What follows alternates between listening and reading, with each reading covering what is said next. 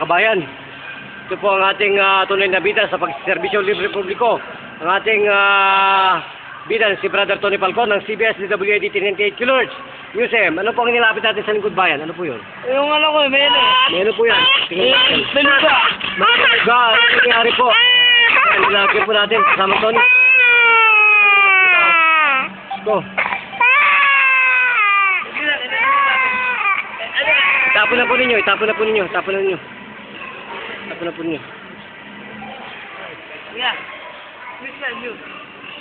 Dad, 223 yan. Yung kabila po naman na kabayan.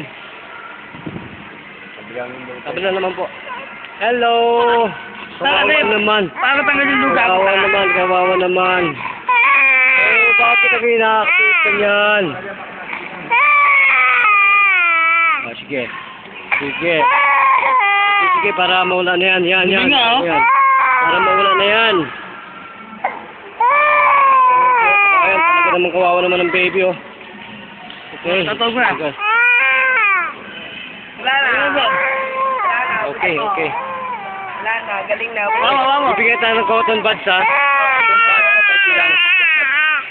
Kawawa naman.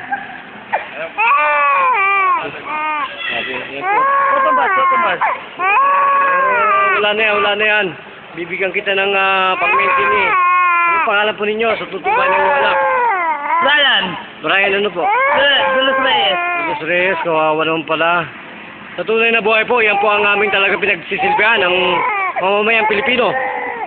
Ano pong masasabi niyo sa aming lingkod bayan ni Brother Tony Falcon? Maraming salamat. Gawalang effective. Effective talaga to. Effective po ba? Wala po. Ano pong nangyari sa ating ano nyo? Anong pakiramdam po? Maginawa ko pang pandingig. Oo, maginawa na. Okay.